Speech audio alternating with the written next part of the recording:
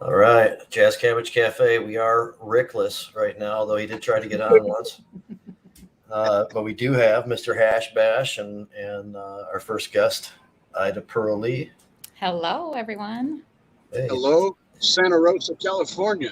Right on. I want to talk about that in a little bit, but of course, because of Ida's schedule, we're gonna talk about this telethon a little bit first. But am definitely interested in the Emerald Cup, where Adam just spent the last couple of days and did not make it to the 50th anniversary of the Freedom Rally as a result. But we'll talk about that too. So Sounds interesting. Yeah, Rick is not here, so I will let everybody know about our great sponsors. And of course, this includes 420 Promotions. First of the year, there'll be a similar list, and it'll be all new and everything, and have everybody included. Just kind of waiting for that cheaply. But let's check in with our great sponsors real quick, and then we'll get started. All right. Cabbage Cafe is sponsored by The Botanical Company, Redemption, Real Leaf Solutions, the Detroit Nutrient Company, Grow Green, Michigan, and again, 420 Promotions. Rick, I just read off the sponsors, assuming that you weren't going to make it on. You can do it again at the end if you want to. Did you stole my thunder? Is what you're trying to tell me? And I didn't want to, but yes, I did. And the job was so good that the people are already asking that I just do it regularly from now on. Who believes that? Okay, well, you know what? We'll just stick with yours, and then we'll put them side by side, video to video, see who did it better. All right. Okay, stay in your own lane, boys. It's a very important thing to be competitive about. So, Rob, you got Rob's vote right off the bat. Well, Rob. Thanks, Rob, my buddy. All right. So we have Ida here with us, who is on a tight schedule because of all of her great work as Deputy Director of the Michigan Cannabis Industry Association, which includes hosting the, is it a weekly podcast? Yes, weekly podcast. Michigan Cannacast? Cannacast. So just MiCIA Cannacast. Got it. Okay, MiCIA Cannacast. There is an MI Cannacast, which is kind of similar, but I know. Yeah, they trying to steal our thunder. Right. See how that hurts? See how it hurts? Yeah, we can all share. But that they do have a great show, so we should give them a little bit of credit. As is yours. I noticed that Isaiah's been on there with you lately. Yeah. You guys are doing some. We're good all stuff. trying out different roles, seeing how it works. Right, and getting some good people on there, good information, and that's one thing that I've had people reach out and tell me that they do appreciate the different information that they are hearing. So that is good. At least we're reaching someone somewhere that needs education. Right. We have a really nice family of podcasts in Michigan that covers a lot of ground, and I really think it's quality. And if between 5-6 shows, 7, depending how many are out there, you can get a lot of great information. You sure can, definitely. Adam's on a few of them. I'm on a few of them. Rick is on a few of them, and we are all kind of getting together and working with Smoke and Rope, Jazz Cabbage, or MiCIA Cannacast, Planet Green Trees. Mm-hmm. There could be more. There's definitely a lot of people who are involved in giving donations, so we can mention a few of them. Yes. And we're getting together tomorrow night to facilitate an inaugural telethon. Cannabis Gives Back, and I believe there's about $19,000 or $20,000 already raised, and a lot of the proceeds are going to go to the charities that many of us are familiar with, and do a lot of great work around the state, and ones that, of course, somebody's complimenting Rick's shirt, and also those. I don't even know what I was talking about anymore. You were distracted by my shirt. I was, yeah. Yes, but anyway, we are going to help facilitate a great show that ultimately, saying that redemption typically raises funds and feeds a lot of these great organizations too. So it's going to follow that line. Sons and Daughters United, Great Lakes Expungement Network, Clean Smoke Initiative, Cannabis Freedom Coalition, right? Yes. Yep. Yeah. And I'm just looking forward to it. And it's already successful before we even get started. But there's going to be a bunch of us helping to facilitate, a lot of the people contributing, coming on and letting us know why it's important to them and what they do, and just giving them a few minutes on a platform. Mm-hmm. It should be fun. Now, we might be joined by John Sinclair. He wanted to come up because he knows that his good buddy Boogie Bob Beldori is going to be hanging around. But he's got some medical stuff today, so I guess he's going to play it by ear and see where he's at tomorrow. Hope he shows up, though. That'd be cool to have him around there. Although the schedule is really tight. How they fit him in, I don't know. It is really tight. Taking a look at it, it is really tied down. Nate Darling, who's doing this work at Redemption, has done a great job of really organizing this down to a T. Let me see. Cambium Analytica is a donor. Superior Selections, Local Roots, Providence Consulting, Rise, Green Light Energy Conservation, Stone Depot, Real Leaf Solutions, True Cannabis, the Helping Friendly Hemp Company, which is Rob Robar, who has been here. I'm not sure if he's still with us, but he has been here. So he's checking in tomorrow. True Cannabis, Mike Stein and the Farm Bureau Insurance, James McGilly, of course, a great cannabis attorney, helping a lot of people, the business world with licensing and all the other things that you really need a good attorney for in this world. Lake Effect, and Najee Nava with Force Detroit and Clean Smoke Initiative that I mentioned before. So I'm sure there'll be more on board as it goes on. We'll talk about more people contributing, but this is already a success, and looking forward to it, and given to charities that have already done a lot of great work, which range from helping to get people out of jail to re-entry issues, to getting licensed, getting records expunged, to helping out people in need at large that have been disadvantaged by the war on drugs, war on cannabis. And we'll all be there tomorrow night. It's really cool because, it's a double-edged sword, because somebody has to go through something in order to understand how we need to change the system and help other people. And this is really cool that Ryan is facilitating this, that he, came out of the prison system and wants to see change and wants to help others. And I think it's amazing and incredible. And I'm so proud to be a part of it. Well, he is both amazing and incredible. So, yeah, you're absolutely right. And Ryan's built a wonderful team. We mentioned Nate Darling earlier. He's in that building with Josh Covert. And Josh, of course, one of the cannabis attorneys in Michigan who has a long history and reputation of standing up for the little guy, including moms with kids, fighting Child Protective Services, which for many years was just beating your head against the wall, and it was a thankless job. So you really look at, that's one building full of heroes down there as far as I'm concerned. It sure is. And we did tease a couple of different subjects for today on Facebook, including a rather disturbing one, but we'll put that all off till after Ida's done. We don't want to do disturbing stuff while Ida's still here. Well, we can't avoid that, because we've now just been joined by Jim Salang. Oh, that's so mean to say. He's on mute too, so he can't even respond properly. Oh, no. Yeah, I couldn't even respond properly. Thanks, Jamie. Thanks a heck of a lot. I'll say this time. Yeah. Sorry for your absence, but this is what you get when you come back. Oh no. Hopefully we get Adam back, because we definitely want to talk about the Emerald Cup later on in the show. We also, and the Medical Mondays last night, there was a couple of good conversations. So later on, I'd like to bring up some of the stuff about Eric's local ordinance from Thetford Township that Eric authored and got voted into practice. You're referring to Eric Gunnels. Eric Gunnels, trustee of Thetford Township. It's an interesting conversation, so I want to get to that later on too.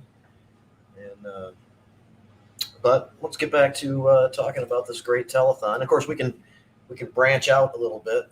The telethon we're raising money from cannabis community and cannabis companies to help out some really proven great charities. I know that Josie's going to come on and be kind of a guest during the events tomorrow night too, and she facilitates Sons and Daughters United and Great Lakes Expungement Network. I love Josie. She's so cute. She's just a little hammer. Always working. She's known as the firecracker. Yeah, she is. Still hear that from time to time, and fits. Yeah. Recently on Josie's Facebook page, she showed a photo of all of the gifts that they had purchased for the 16 families that Sons and Daughters United had adopted this year. 17. And when you look at all of the love, that's what each one of those presents is. It's love. When you look at all the love they've accumulated there, it's pretty special. It is. Yeah, I got to go shopping on that day with everybody, and it just was fun. And there were people who were just like sincerely passionate about it, and they were getting gifts right off of the list, the exact same thing. Not just like here's some gift for the kid to pacify them because they're they want some stuff, but like the thing that they have on the list. Like for Santa to bring them. Yeah, sometimes a little costly, but like that was the point. It's supposed to be special, and I also appreciated looking past things that were just of a need. Some of the money did go for things like a bed and other things that people just need, but they also wanted to make sure they got fun gifts or just flat out just for the sake of it presents, to these same people. So they didn't have to rely on just, although they're very appreciative of those things, obviously, also have a little additional fun besides just getting a need for a gift. Well, it makes it a little bit more special too, Yeah. It does. Yep. Yeah. And again, you're looking at a history of success when it comes to giving. You can talk about Sons and Daughters United all the way back to 11, 12 is when they started that. And this is the sixth year of this particular drive. Yeah. Which is the organization's been going even longer than that. Yep. And if you look at the things that they do throughout the year, not just during the holiday season, you realize that helping people is really in their DNA. It is. And that's Brenda as well as Josie. I mean, you always get Brenda when you get Josie, and that's a good thing because Brenda's just wonderful as well. Mm-hmm. Dynamic duo. Mom and daughter. And of course, yes. Josie was I think the first registered pediatric patient in the state of Michigan. She's now grown past her pediatric status and is now a full adult medical marijuana patient here in the state of Michigan. And a mother herself. Look at the success story that her life has been and continues to be. It's Hollywood worthy. That's how I feel about it. Yeah. So. For a while they both mother and daughter have a particular condition. I forgot. I don't know what it's called at the moment, but for a long time they thought that what was going on between them was not genetically based. And then after a series of studies, I believe at Johns Hopkins, they determined that it was actually a genetic connection, and it's very, very rare. They've been through this very tough journey, and the whole time helping out everybody else. Yeah, a lot. An amazing attitude. Yeah. Yep. Endless positivity. So in addition to Josie being at the telethon, I think we're going to have just a wonderful series of speakers there, 4 or 5 minutes each, talking a little bit about their particular business and why they chose to give and what it means to them to do so. That's just 2 hours of positivity, people. Don't you need 2 hours of positivity in your life? I think you might. Tune into that broadcast, and it's available in a lot of places. It'll be on the Smoke and Roll podcast homepage. It'll be on Jazz Cabbage homepage, MiCIA CannaCast. I think it's on your homepage too, Ida. Yes, it is. And the Planet Green Trees TV page too. That's true. All the Facebook pages. Yep. Yeah. So we've got a big reach for this particular program, and I believe that there's probably ways for people to donate once they're watching. If they are inspired by these stories and they'd like to reach into their own pocket, I believe we'll probably have a phone number set up for them to call and be able to make a commitment that we can follow up with afterwards. As Jamie mentioned, it may be a success already based on just the amount of dollars raised. But when you look at success as relationships built or as examples created to inspire future behavior, this is going to be even better. So, Crystal and Amanda, who work a lot with the Great Lakes Expungement Network, show up at a lot of the the events that go on and run the booth for Sons and Daughters and for Glenn have benefited from programs that have been in place. Crystal got like her record expunged and stayed on because she really has a passion for supporting this cause, and has stayed on and has maintained a great relationship with Josie and helped facilitate some really cool gifts and things like that for Josie and Brenda for this year. So they got taken care of a little bit. Canna Jam this year was a big success, partly to Jamie Lowell's efforts and the people of Planet Green Trees. And Mr. Hash Bash, Adam Brook, bravely manned the Michigan Normal booth all day long. And right behind us was the Sons and Daughters booth. And we were able to have a lot of fun with those ladies. And what a great day Canna Jam was. Can't wait for Canna Jam 2022. Decrim was there too that day. Oh, they had a big booth. They had a lot of people signing up on those sheets to get involved in it. Yeah. And since it was in Ypsilanti and recently in Ann Arbor, right next door, there'd been such success and attention to decrim and the whole issue of entheogenic substances. There were a lot of interested people. I love it. It's great. And on that day, Entheo Decrim Nature was getting a lot of people in support of Senate Bill 631 or 681? 631, I think. 631. And what's going on with that? Since I think there's some stuff on the horizon coming up where we're going to see some language really soon, and there's going to be some announcements coming up. I don't know if it's really public yet, but hey Jim, can you explain to our viewers what that particular bill proposes? 631 is a bill that decriminalizes plant medicines, fungi, cacti, certain substances that are used by indigenous people for healing, rite of passage, and other things in their cultures. And these people are definitely affected by incarcerations. And getting these decriminalized is going to help a lot of people.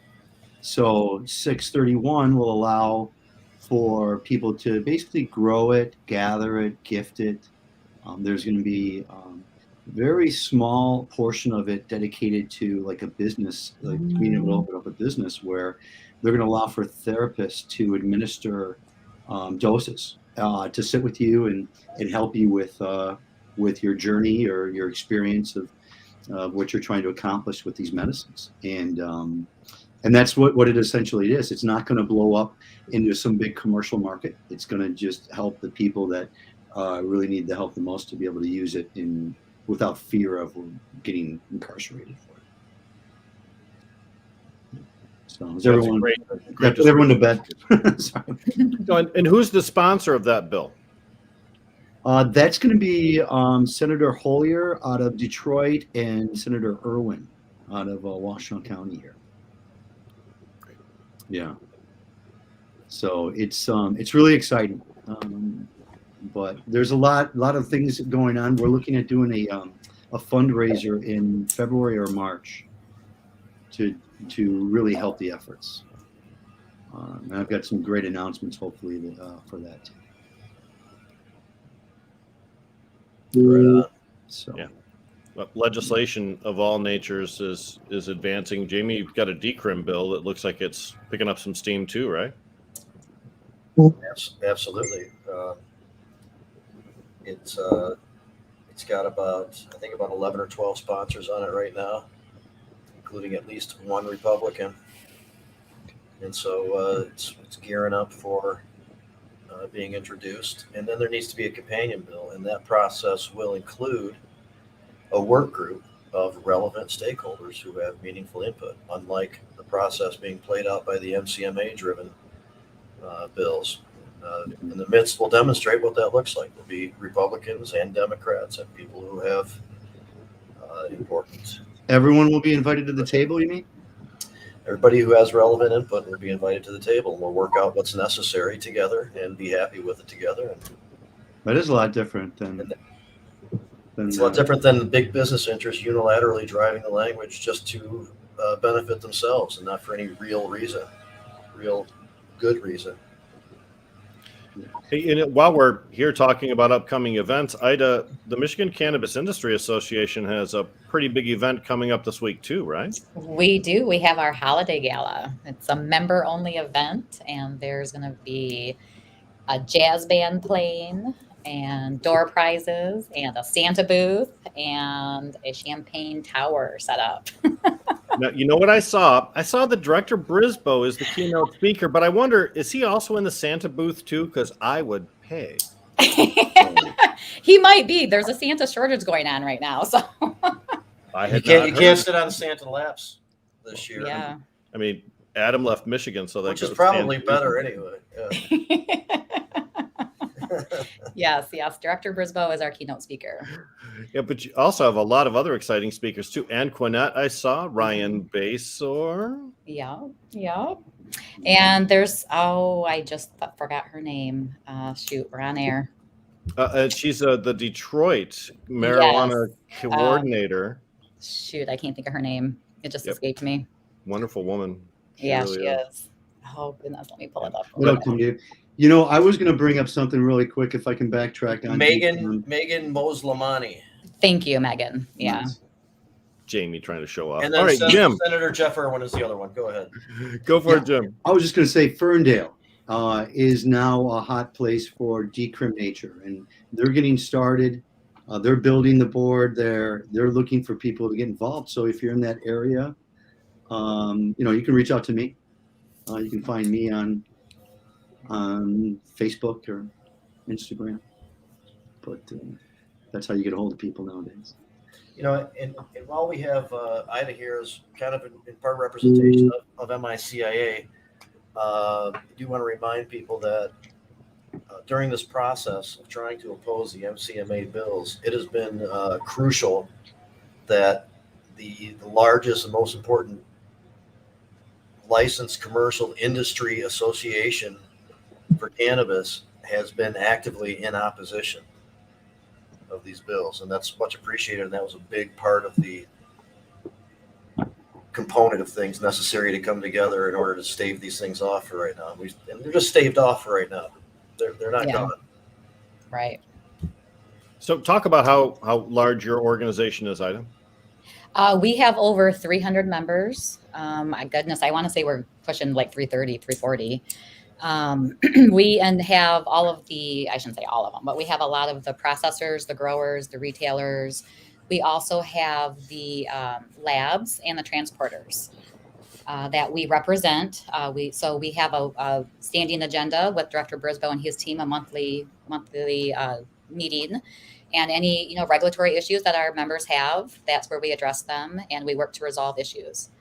And then from there, we have our in-person networking events, and that's what we're really known for, is for making those connections with ancillary members who are just breaking into the industry, wanting to get into cannabis, wanting to make that transition. And so we do, have a 13 board member panel, and we have to vote members in. Not everyone can just become a member. We have to actually vote to let them become members. So in a way, they're vetted. So when that's the attraction, when we do have members that are coming in, it's knowing that these are good people, these are people you want to work with, and there's a reason that we have the association. You also take members that are in ancillary industries too, non-plant touching regulated fields, correct? Correct. Yep. And we do have quite a bit of them. So again, it's really nice, like at events to make those connections. And a couple months later, I'm getting pulled aside and saying, hey, thanks for that introduction. I just met my best friend, and oh, by the way, we're collaborating on a business together. And it's like, okay, this is cool. So I love facilitating that. It's awesome. One of the things Jamie Lowell's been known for over the years is connecting people. When media calls and they need a particular quote or someone, he knows who to get a hold of, and he makes that call and puts people together. We need to have those type of folks, and we need to have those type of organizations. And as Jamie mentioned, thank you for your continued opposition to 5300, 5301, 5302, because they certainly would be devastating to the caregiver world. And right now, especially with today's special news that we'll talk about later, caregiver world, in my mind, just became imminently more important than it ever had been before. Right. So, Yeah. but And we don't, just want to point out that a lot of the companies and stuff that we might talk about negatively because we don't like what they're doing are not members of the MiCIA. Right. Correct. Yes. Yeah. Yeah. We represent a lot of our, caregivers that have made the transition over into the industry, to being regulated. So, yeah. And you're legitimately the largest by membership trade organization in the state, right? In the state. Yes, we are. Right. Yep. And maybe potentially even in the region, because I'm not sure if Illinois has a group of people together with more than 300 businesses connected in it. And I know for a fact Ohio does not. No, I know it's really interesting. I do love when I'm talking to people, especially from like California and Colorado, and they look at our website and they're just so impressed with how, professional it looks and how well put together it is. And it's just really rewarding, to hear that when they're looking in other states at associations, they're drawn to Michigan, and it's because of other how active we are and everything that we're doing. So it's really rewarding to be in this position. So real quick, just want to answer these. It's 631, because Tina was talking about Senate Bill 631 that we were just talking about. And Brian wants to know what cultivars are being enjoyed. Michigan Terp Farms, baby. I'm Blueberry Skittles. I got this from Jamie a while ago, and I've been holding on to it. And today I thought it was time to have a little something special. I have some Nick the Bruiser, first run by my caregiver, and I don't think it's coming back, although it is good. Yeah, just doesn't Nick the Bruiser. Tastes good and everything, just doesn't. I don't think it grows all that well, so it doesn't make the cut. Yeah. Well, Anton got in on some of those blueberry Skittles while he was organizing, giving away 1,000 turkeys, along with Lighten Up. And Ida came there after we left. Mm-hmm. Yeah, I did. She waited until we left. She called us like, "Did those guys leave yet?" Yep. All right. I'm on my way. But it was also fun too to have the Cannabis there with Haas. It's still a work in progress, but boy, what a gem to have a nice place to 420. In a controlled environment where it's warm, and you can sit down on a sofa in a bus and just chill with your friends for a while. It makes almost any event a little bit better. I hope he's able to wiggle that thing into a bunch of different goings on this year. Yeah, that was pretty neat to see. And again, 1,000 turkeys in a single day. The Hero Project, which is Anton Harb and the Veterans Group, as well as Lighten Up Provisioning Center. I mean, a lot of us participated, but really, it was Kyle Cohey and Lighten Up that arranged for 1,000 turkeys and did the publicity to get people there. That's very cool. I didn't think they were all going to be able to be given out in one day. Even the 900. I know 100 were already designated, for veterans or for deliveries or something like that. But I was surprised, though. It's just really great effort. There was going to go 2 days if they needed to, so they were all going to get distributed for sure. But what a great effort! Yeah. Sure. Well, when I got there, they only had 2 pallets left. So it was like people were coming and going. It was crazy. It was awesome to see. Yeah. Yeah. And the other thing is in Flint, where it was in Mount Morris Township, but right down the street is Flint. It's a needed service. It really is, like we all know. Yeah. So, and of course, that was wonderful Thanksgiving, but those are the type of people that give year round in one way or another, similar to the people that'll be joining us as sponsors for the telethon coming up. It looks like even the 100 that were designated at one point all just got handed out. Nice. Anton Harp says actually all 1,000 were given away. None were put to the side, which is great. Wow. Yeah. Good That's day. a steady stream of people. I missed a lot when I had COVID for a couple of weeks and took a while to recover from this. And How are you? Glad to have you back. Yeah. How are you? The sad thing is, as a cannabis smoker, I've had to rely just on the feeling of inhaling smoke and the feeling you get from smoking cannabis. I don't get any of the smells, terpenes, none of the taste right now. Like it's still pretty. There's little to nothing. So that sucks. But you feel it? I do feel it. Yeah, I do feel it. And I know if like, wait a minute, this is a little harsh. Why is it harsh? It makes you really listen to your throat. So, because my nose ain't. I hope your senses come back. I hope all That my sucks. senses. Come to your senses. I've heard of that too often, actually, and associated with this. And some people it extends for months. Some people, get over it quickly. It's just Yeah. a quirky thing. Yeah. But we're I all do thinking have to positive. go. Yeah, we are. Yeah. Ida? Thanks for coming on. And Yeah, I appreciate have a it. meeting at Paul. Thank you, Paul. Yeah, and I did during COVID. I ate so many edibles, man. Nice. Edibles. I was just. Thank you, Ida. Bye-bye now. Bye, Adam. Bye. We'll see you tomorrow night. We will see Ida tomorrow night. On Yep, the we will. inaugural telethon. Yes. And we've been joined So- by attorney Paul Tylenda, I think, for about our 5th show in a row. But it's just such Once again, so great. all my pleasure. Yeah, so great So talking to him about this issue. But here you go, Rick. Take it over. We got Viridis discussing. Well, I did tease the Facebook community by saying to them that I had something disgusting to talk about today on the show and that they should tune in. So today, the Marijuana Regulatory Agency announced that they will be putting photos on all your medical marijuana cards. Yay, Richard Clement. It's not what I was talking which is not about. particularly but that is a disgusting. development. Yay. We'll talk about that later. Also, recently, Viridis sued the state of Michigan in order to force mediation, saying we really don't want to go through the whole process of this. And we know that you've got some investigations going on coming up. So we want to make sure that we handle this in like a non-public way, so let's just mediate our way out of this. And by the way, they threw in a nice little caveat. They said, and we don't even need to talk to the principals that are being sued here. We'll just use the briefs that were already filed in the Court of Claims. And then the mediator that we select will be able to make the decision that, so that's But they let them choose between 2 different mediators that they select. Oh, yeah, but they did give them. They said they had 2 Solves mediators the to issue choose of, from that Viridis had of selected. conflict. But that's not what I was teasing about. Here's what I was teasing about. And Paul Tylenda, I know you're leaning forward into the computer there. Today, the Marijuana Regulatory Agency, I have seen copies or bits of copies, and I've also communicated with David Hardens from the Marijuana Regulatory Agency. The Marijuana Regulatory Agency issued a letter today to retailers and processors and cultivators who have the Viridis cannabis in their possession. Remember that the Viridis cannabis scandal involved originally cannabis from both Lansing and Bay City. Eventually, a Court of Claims judge said you can't recall any of the cannabis from Bay City.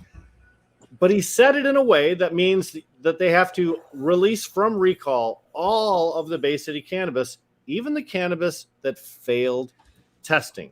And today, the Marijuana Regulatory Agency issued a letter to all of the people who have this failed testing cannabis from Viridis Bay City, instructing them as to how to work around metrics blocks in order for them to be able to transfer cannabis from wherever it is to wherever the sale location is, and then to be authorized to sell it, even though Metric won't let you do that because it's moldy, bad cannabis. So the MRA, in order to comply with the Court of Claims, had to craft a whole workaround to get around the computer system that's specifically designed to not let them do what it is they are now doing. So Paul Tylenda, you're an attorney. Imagine your client calls up and says, I bought some stuff. Nobody told me it was from Viridis Bay City, but it's moldy as hell, and now I'm sick.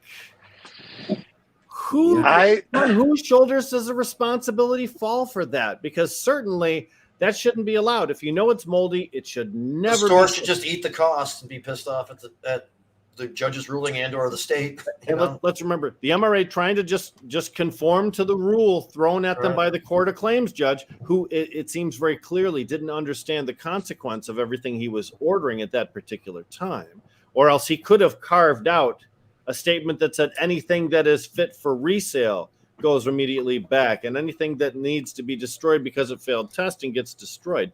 But Paul, the request for mediation just a few days ago, and then this, which seems like a mediation action today, like Viridis said, look, you got 27% of our cannabis is held up in your fucking system. You got to let it go because the judge said so. And then the MRA sort of saying, God damn, all right. But the stuff that failed is being flagged by Metric. And so that's why they had to do this workaround. Right. Yeah. And that's what Director Brisboe said when I talked to him a week ago. I said, it's in conflict with the rules. He goes, yeah, that's true. I mean, he didn't have an answer because that had to play out yet. And this is what they're doing. And that's sort of the power struggle, and the biggest problem is that in a situation like this, the court's order wins, because the court's order is, again, narrowly construed to resolve the issue. And that's, the court will always say the court speaks only through its orders. So that is the directive of the court on that issue.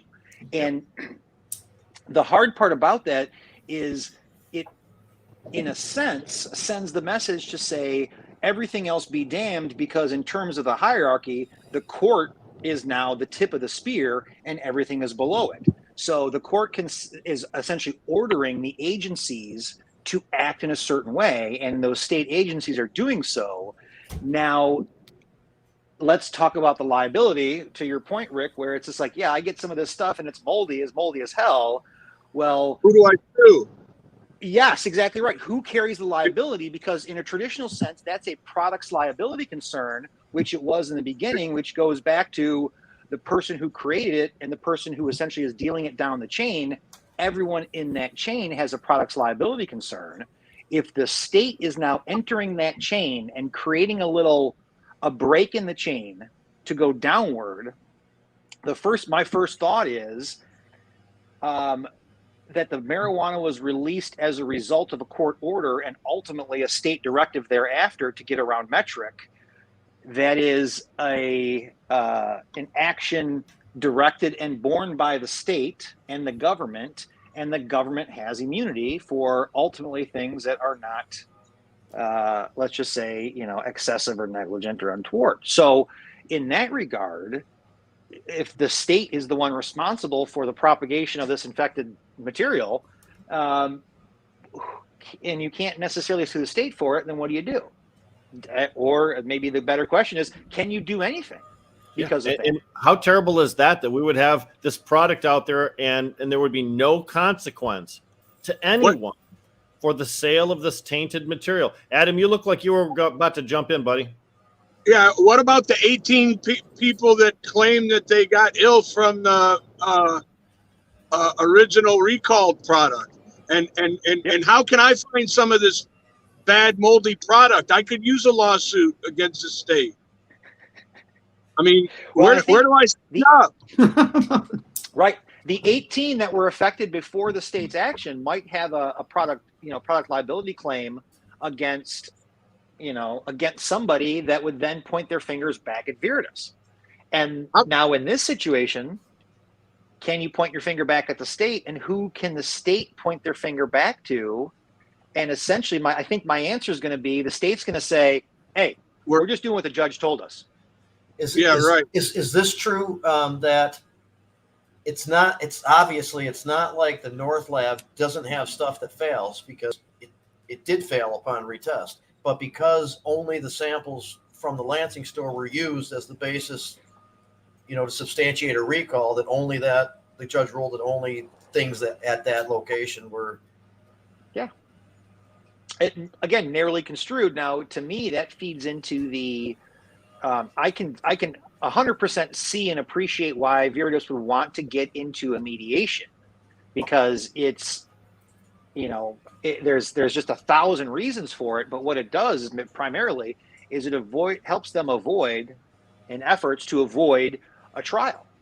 And if the judge's ruling was, let's say, a really big spotlight on the issues to come, then the Viridis attorneys were probably wise in saying, hey, look, the writing on the wall doesn't help us, so we should try to get out of this in a standard way. Now, the other side of it is, if you go to mediation and it doesn't work, the judge doesn't know about it. So the judge isn't going to hear about why mediation failed. It's just they're going to hear the mediation report saying the parties appeared for mediation, right?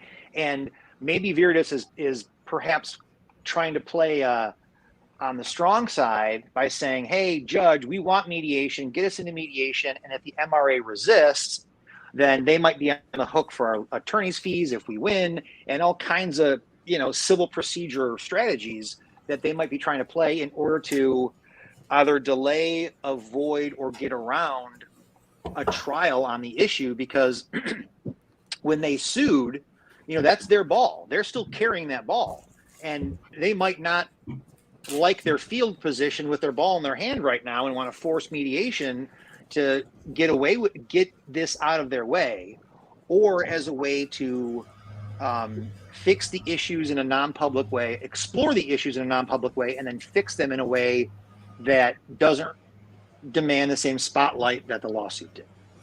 Let's talk about some numbers real quick. When this originally came out as a recall, they said $230 million, which was with 2 labs. Now we went from 2 labs to 1, and even though it's not an even 50-50 split, let's just make that assumption. That's about $115 million of cannabis that's now freed up from the recall. But wait, if 27% of it failed testing, that's about $33 million worth of cannabis that they couldn't resell. So getting this workaround from the MRA literally could be freeing up as much as $33 million worth of cannabis for eventual resale. Now, you can understand why that would be a really big incentive for someone to do that. But still, how can you participate in the cannabis industry if you take cannabis that is failed testing and you ship it out for resale? And as a retailer, how do you educate your bud tenders that this stuff that just came back, which probably has mold in it, we really shouldn't mention that to our customers and let's just deceive them? How do you have long-term relationships with your customer base under those circumstances? Retailer can't put that on the shelf. They just have to eat it. It's done in your morning meeting, the same meeting that you tell them we're heavy on this. Yeah. Is there an argument Is there an argument for the testing rules in Michigan being more strict than other states? Go ahead. I just read an article where Illinois claimed that cannabis that failed in their system would have easily passed Michigan's testing standards. So Illinois certainly feels like they have a stricter one than we do. I think our medical program as well. So sometimes that just continues to move up the ladder of toughness as each individual program comes online. Yeah. Our medical program is much more strict microbials than the MRTMA program is. Okay. Yeah, it's just interesting because I would almost think that maybe that could be another reason. Maybe they're going to be less strict on some of these other issues. But if people have gotten sick on it and that's been documented, it's like they didn't think about the solution just as much as they thought about the first issue. So. Hey, but Paul, let me run this by you here. Yeah. You've got mediation that they suggested, and I read through that court document. It wasn't lengthy, but it was illustrative. And what they focused on were the other investigations the Marijuana Regulatory Agency currently has out on Viridis. And they wanted to enter into mediation regarding those investigations. Now, we all know from the Viridis Labs story, I'm sorry, I'm going to mispronounce it, and I don't really care. We know from the lab story that a big part of the concern with that laboratory is the way that they test for and publish THC results. Their Viridis method is a semi-secret thing, which is not used by anyone other than themselves, and they developed in-house. And that is the subject of several investigations. What's the legitimacy of using mediation to solve active investigations before they're even resolved? I don't think you can. I mean, there really isn't a device to take anybody into court to say, essentially, hurry up, right? Complete your thing, because there's no cause of action because there's been no determination, right? An investigation is not a conclusion. It's not a basis of harm or a cause of damages. An investigation that leads to a conclusion of, in this case, wrongdoing, then you can probably, and again, I don't know what's to mediate, because you're not mediating with the investigators. You'd be mediating with the regulators who use the investigation to make their decisions. So you can't really mediate with the investigators. You could I guess, arguably cooperate and essentially say, my office, 10 a.m., we're going to dump everything on you. You don't have to hide or run or do anything else. We're just going to let you in, and we're going to let you see up my skirt, and let's accelerate the process that way. But that's an informal, that's an informal showing of the cards, and it's essentially like it's the calling out, where it's just like, look, if I'm calling you and telling you, I'm inviting you in and telling you to check me out, that means I got nothing to hide. But that's not mediation. Yeah, so part of the complaint is that the state's picking on them. We got too much business, and they're trying to thin it out a little bit.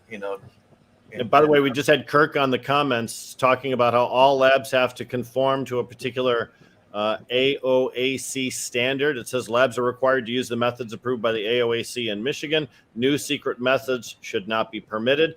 Kirk is from Abco Labs. He's absolutely the person who would know most about this.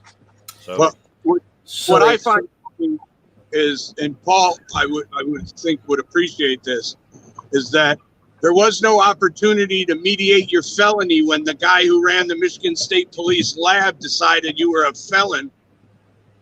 Yeah, right. so and were they picking on you? Genuine as it can be. And right here, right now, I'm going to call for a boycott of anything pertaining to Viridis Labs or any other cop-owned facility. I'll tell you right now, since you cannot guarantee something from Viridis Labs passed or failed testing, I would just never buy a Viridis product right now, period. I mean, boycott sounds great, but I mean, just as a common sense, especially if you have a compromised system, if 27% of the stuff out there that has Viridis' name on it right now has failed testing in the marketplace or could potentially have that, don't take the chance. Right. It's like meat. You're not going to buy questionable meat. You're not going to take that chance, even if it's cheaper. And again, the bully's getting bullied, but that's the point. I mean, this is the cops. The cops aren't used to, the ones that used to be the bullies now getting themselves looked at is the same complaints that we always had. Is it's like, you're picking on me because you're picking on me because I'm perceived big boy. So I was trying to get to before. So they make as part of their complaint that the state's picking on them. And so now they want to mediate, maybe believing that they might have a little bit of leverage because if the state says, hey, fuck you guys, here's your fines and your consequences, and you still can, we're still going to fuck with the other lab because, now we're just going to do it formally, instead of like trying to group them together. It'll look like the state's still just targeting them or going after them. And maybe the state wants to consider resolving this without having to do that. I don't think the state gives a shit about that, though. No, they're following the process. Knows why Viridis thinks that the state's picking on them is because Viridis controls about 60% of the state's testing market. Even though there are about 19 licensed adult use testers and about 16 licensed medical testers, one company controls 60% of the market and brags about controlling 60% of the market. So at that point, they believe the state's trying to break up their monopoly, essentially. Paul, does that sound about right? Which is a way of actually admitting that you are in a monopoly by saying that. And that's part of the problem that I think I've had with some of the subtleties in what Viridis has done, is that some of this, and this is always, maybe this is just, the PTSD of the drug war, but some of this is talking too much.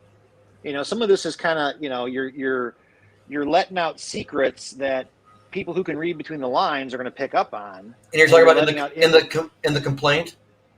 In their complaint, yeah. Right. Their complaint, because again, this filings, they sometimes are a little excessive in all of the exhibits that they put on there, and we learned some very interesting stuff from all their extra stuff, Paul. Is the state allowed to file an appeal on the court's ruling, or motion for reconsideration or something like that? They would do a motion for reconsideration, which is written, and then they can appeal that decision to the Court of Appeals and see if, based on essentially the evidence that was presented, if that court was right. And I wonder if the state's done that. I mean, the state's got the resources to do it.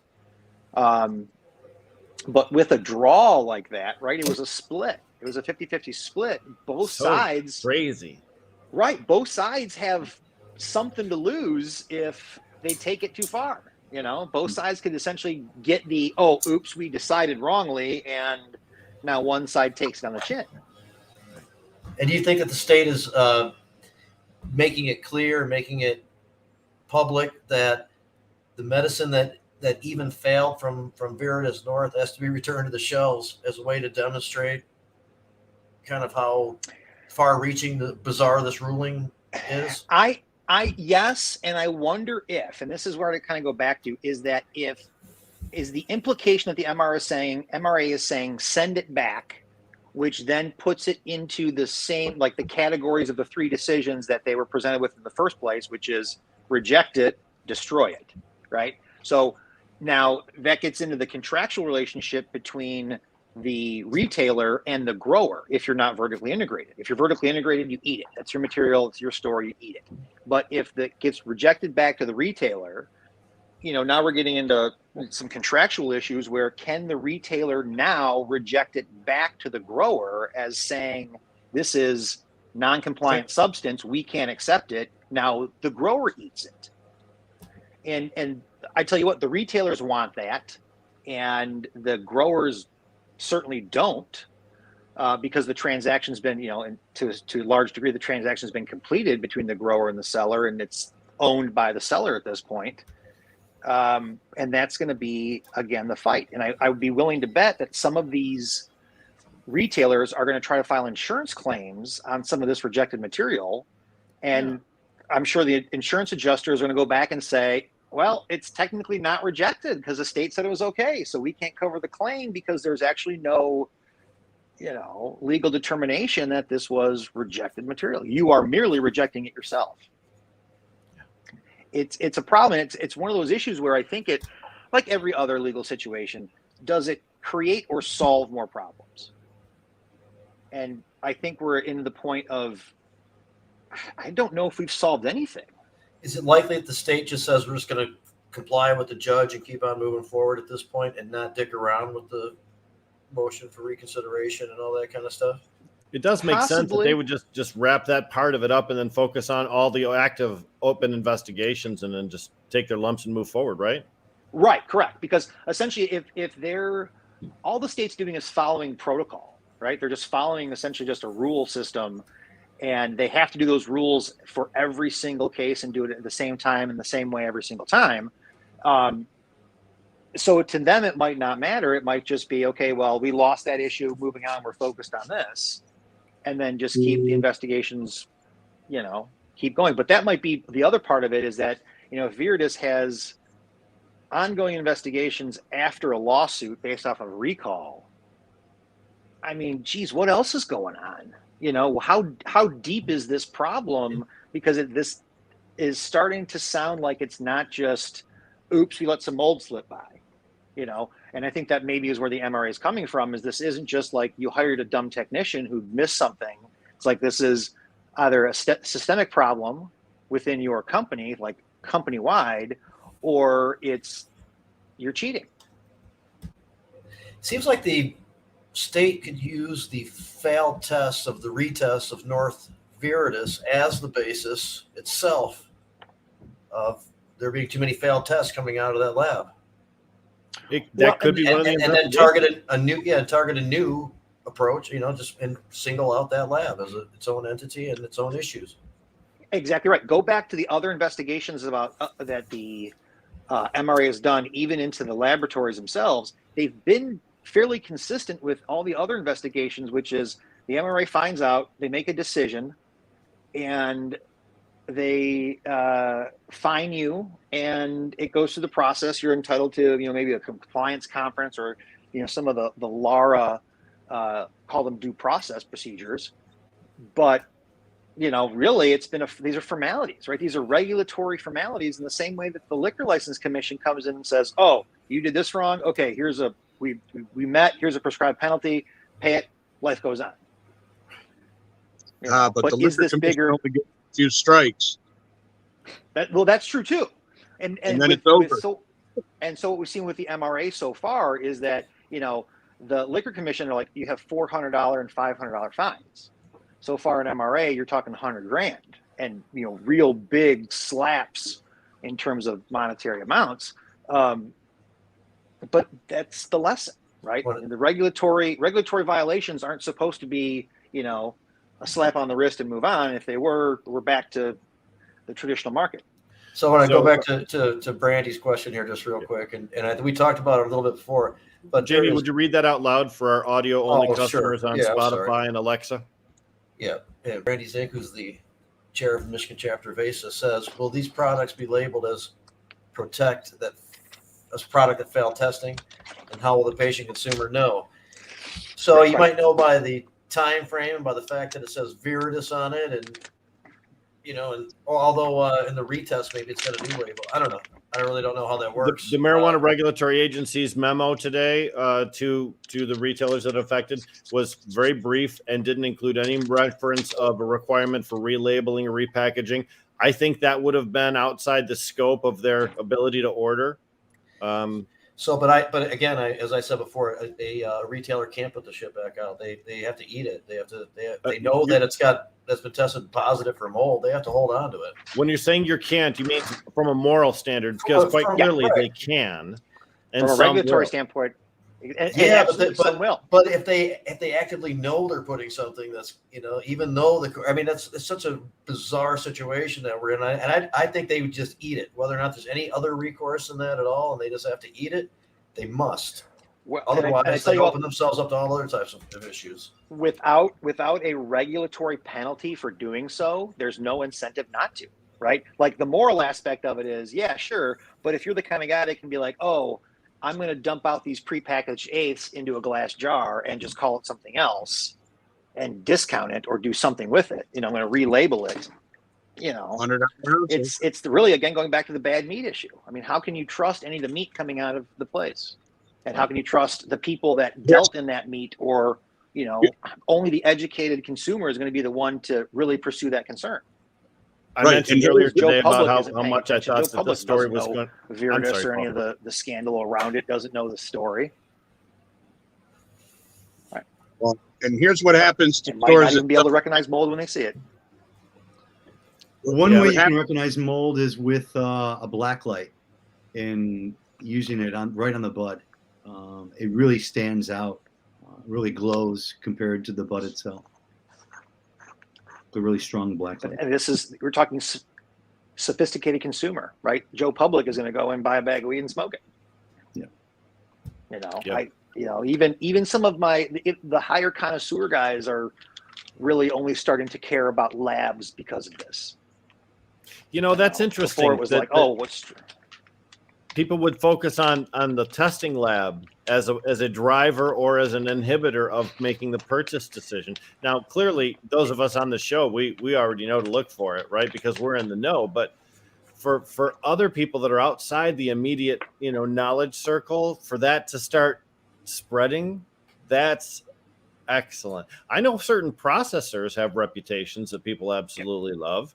Honeybee extracts or whomever, you can name people. I think that's fantastic. That's, again, we're getting educated consumer. Know your source. Yeah. One of the big things that we need to do is educate the consumers on how to read a metric label, because. So here's a package of cannabis. Yeah. Right here. Here's a package, it's a small one, right? Here's the label on the back. Now, let me zoom in some more. Still can't read it, right? It's too small. A little more, man. Zoom in some more. Look at that. See how teeny? God, I love MiCIA. Tested by you do this for me every day. I can read my labels. This is super, super small. So go ahead, Adam. Talk about reading the label, man.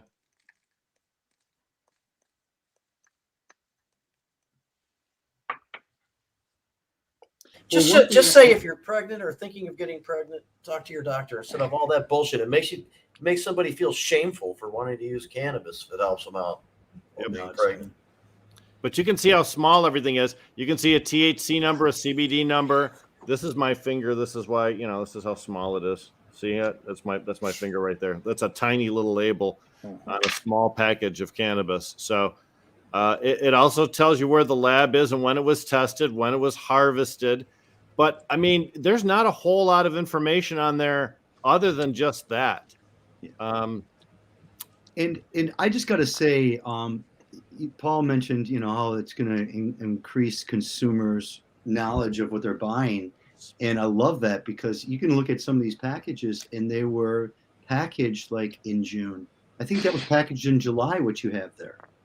And I don't know. I mean, that's quite that's 5 months. I was given a joint package in April. Yeah. I mean, that's too long. Yep.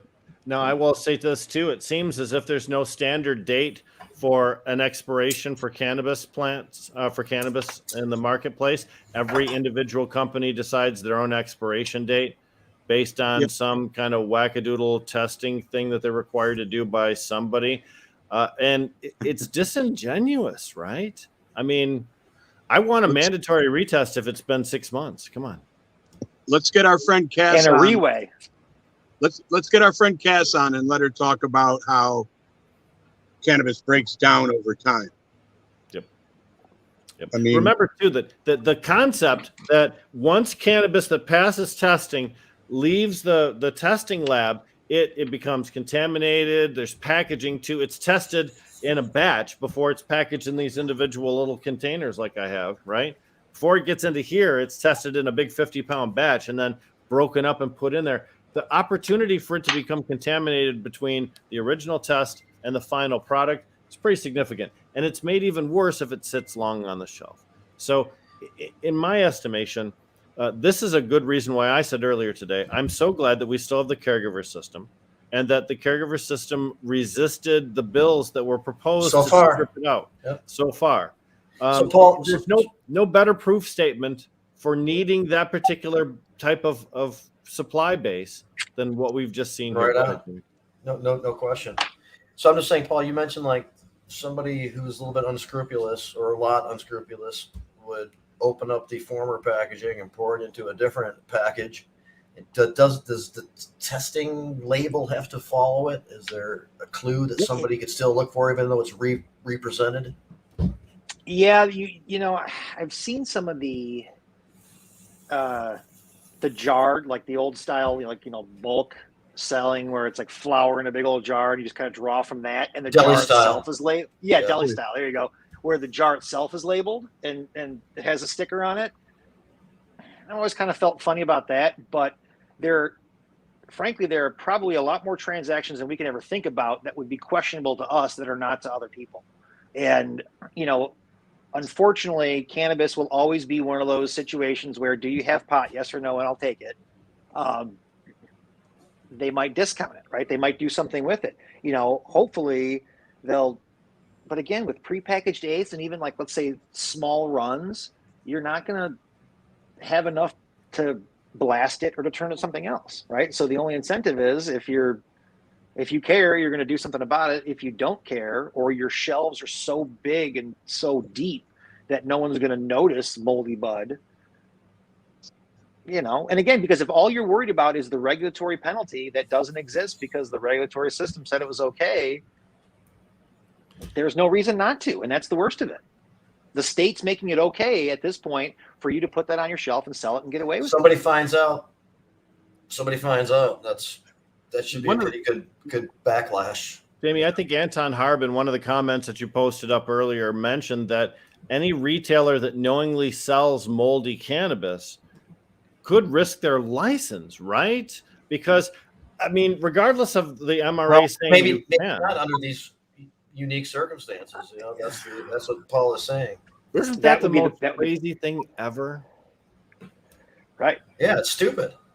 Yeah, government sanctioned selling of moldy cannabis. 27% of that. What did we just decide that was about $33 million worth of cannabis that has failed testing?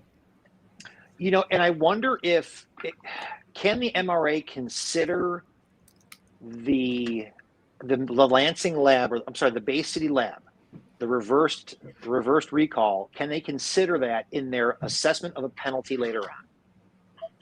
Can they do that without?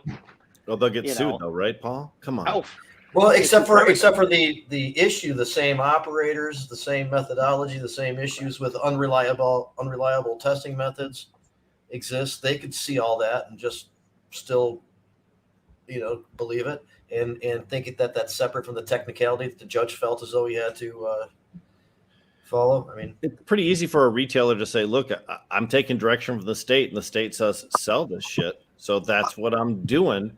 It's kind of hard to defeat that argument. Now, Jamie absolutely is right. Nobody should be selling cannabis with no failed testing. Somebody should just take a bite a bullet and eat it on this one, and be glad that they don't retest all cannabis on the marketplace, because I'm pretty sure a whole big percentage of it would already fail testing after packaging. Here's something else to think about, guys, is, when you get a package now, they put the little inserts that are adding moisture as well. And that's going to breed mold eventually over the course of you storing it, in some cases, depending on the level of moisture of the bud inside. So there's a lot of things where I think we're still got to figure out when it comes to that for our own benefits, for our health.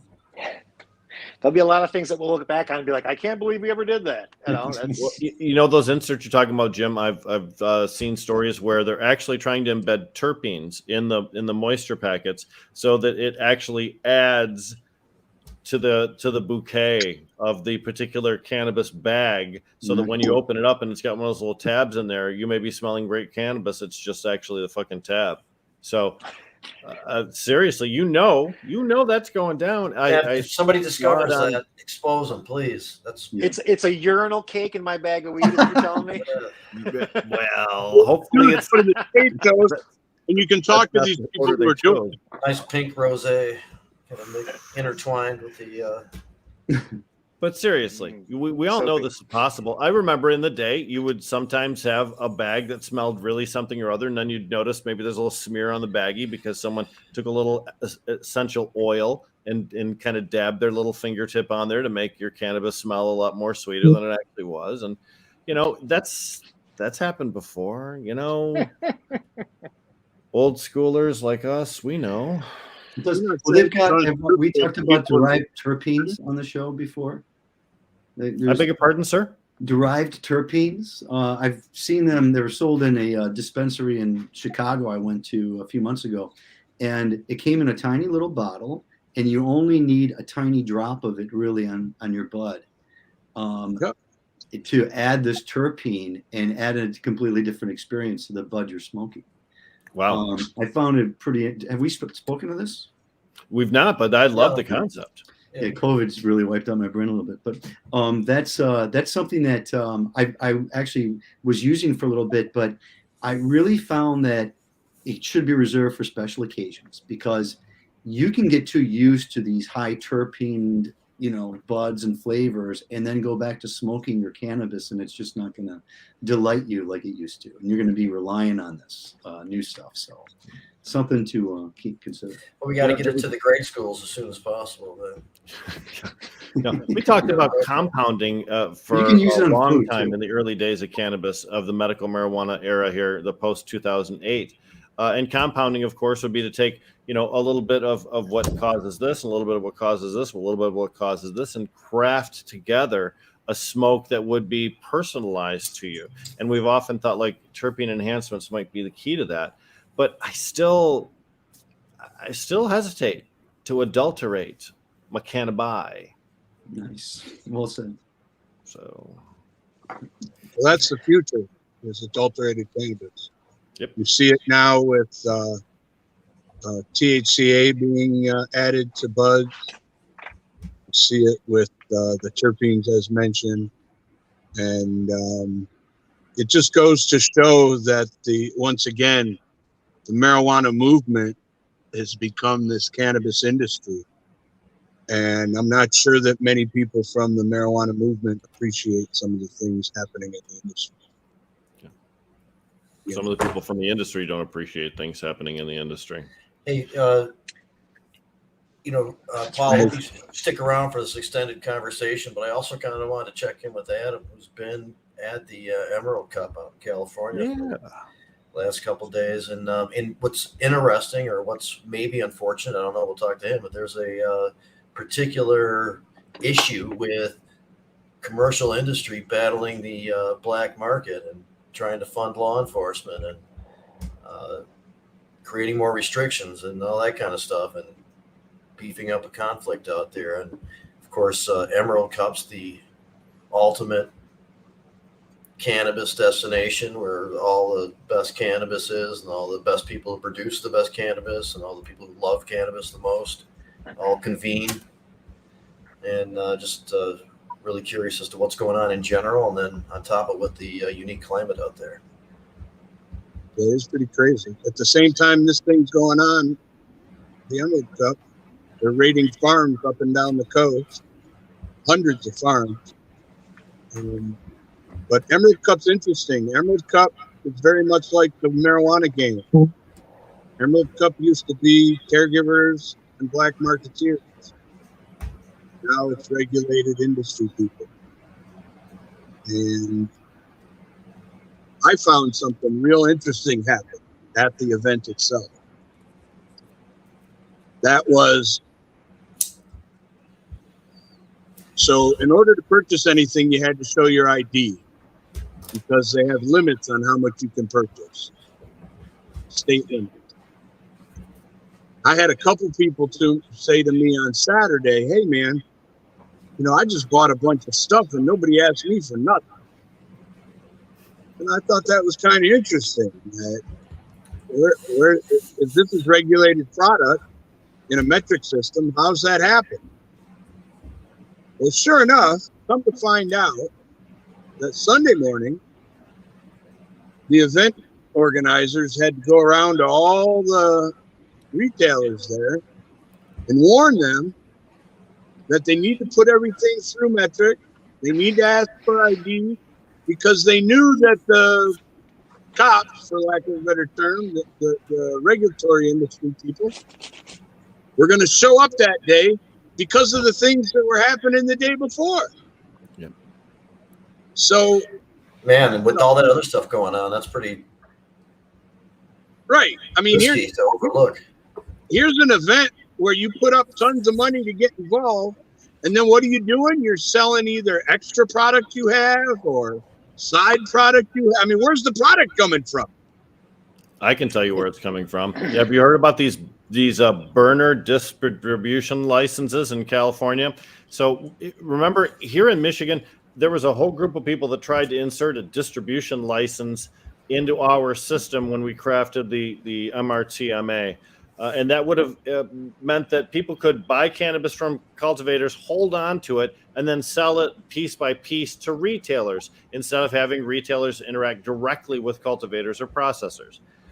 In California, you can do that. And here's the thing, you can get a provisional license relatively easily. You can buy up just a shit ton of cannabis from people, and then boom, you just disappear and your license goes away, and all that cannabis that you bought up just gets diverted to the black market. So that license type is a source of real concern for some of the cannabis businesses. I just always like to point out how close we were here in Michigan to having a system that could be exploited just exactly like that. I was not in the room when the laws was being drafted. That was Jamie, that was Robin Snyder, Matt Abel, Jeff Hank. But you guys did a good job in making sure that we didn't have that problem, because it really is bad in Cali. Oh, it's horrible. What are the 100 farms that are being raided you mentioned, Adam? Hundreds of farms. Hundreds, All yeah. That's happening right now up and down? Up and down the coast. Everywhere. I mean, they've got strike force teams with names. They've been doing it since September. Yeah. And Go ahead, Paul. I was gonna say I was in California last week for Hall of Flowers, which is the big retail, like the show off of all the brands, and there's 2 days, and the first day is for retailers only. You have to have a license to get in, and it's essentially like a shopping mall. You can go there and you get sampled products that you can then essentially coordinate to buy and sell through your store. And the way their sampling system works through the metric system is it's free stuff ultimately. You get a ticket and you take it to the back where there's a dispensary. That's the whole building's dispensary where they have all the stuff in the back. You give them the ticket, you pay the excise tax on it, which was $3, and they give you your sample eighth. And you could just go table to table to table and get these tickets and go stand in line and get, essentially a couple ounces for, $30 in excise taxes. You live a great life, Paul. It was kind of nice. Went out there it was a nice business trip. It was crazy. Okay. But the interesting part of what they were doing is when these companies ran out of tickets, and they knew they would because you're only given a certain amount, but they brought product with them on display, and they had it behind them, and they had all this product that they would just hand out to VIPs, if you will, and it would be sampled out through metric. So they had the samples that would pay the excise tax that were accounted for in metric. Then they had this black market metric samples that were just being dished out to these other people at these events. And through the distribution, like you were talking about, Rick, that's what a lot of that was. A lot of that was the companies that were there saying, hey, buy me, put you in a dispensary. And then other companies there saying, hey, we can buy you and put you in dispensaries. And there was a lot of that going on, but it also was the way that it was put to me, and we'll see this in Michigan in a couple of years, where you're going to have brands over farms. That Hall of Flowers is the coming out and the wake for a lot of brands, because a lot of these brands go for the one big show and they don't have the wherewithal or the intelligence to actually be a successful brand and do what it takes. They just think, oh, well, we've got a cool idea and we're going to put some swag behind it and that will help it take off. But it's all like from a Jerry Garcia brand, Willie Nelson's brand was there, Exhibit's brand was there. I saw Ricky Williams. I mean, just, everybody, including Santa Claus, is involved in cannabis and brands, because the farms are, essentially either unique or nondescript with single purposes. And you have 10 flavors with 10 different brands come out of one farm. It's just, it's all very, it's all very odd, but they're trying to stay ahead of the black market by kind of also playing into it, by kind of competing with it, with all of their imagery, with all of their, we're selling grams for cheap, we're selling eighths for cheap, come in and get, bulk deals, and essentially trying to compete at the street level.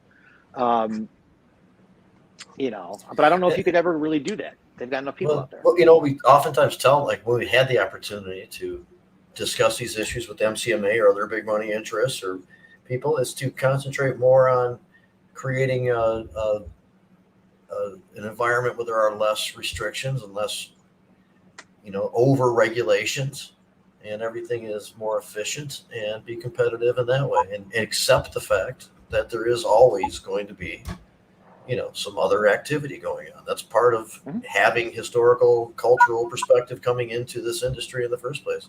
And they expose their ignorance with a lot of their decisions. I'm sorry, go ahead. But you're right. They do expose their ignorance. But here's the other thing. Thinking that you can inspire law enforcement to snuff out the black market is another set of arrogance and ignorance too.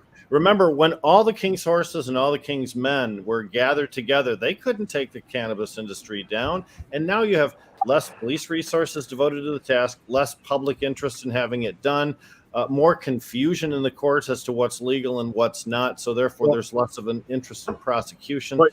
So at this point, you should just give up trying to use cops to try and get your business advantage, because it doesn't work. Go ahead, Adam.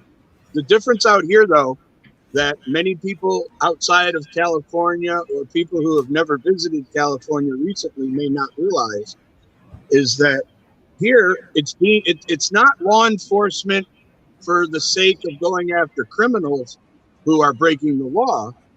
It's law enforcement who are going after criminals who are breaking environmental law.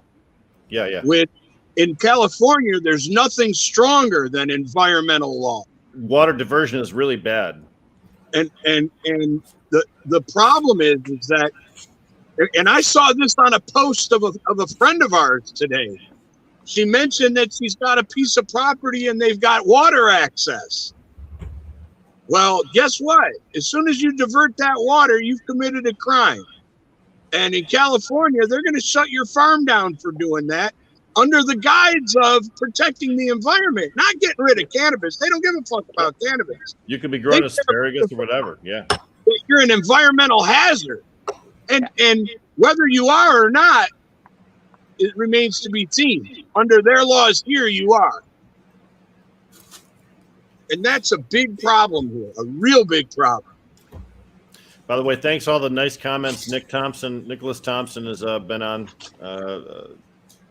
giving us some praise for the show. Thanks for that. Always love to hear it. And it's 4:20 Central, or I think what is the Yeah. what's the time zone? 4:20 somewhere, right? Central, yeah. Adam, you've been at the Emerald Cup before, so and back in the day when it was not run in a regulated market way, and now you're seeing it run in a regulated market way.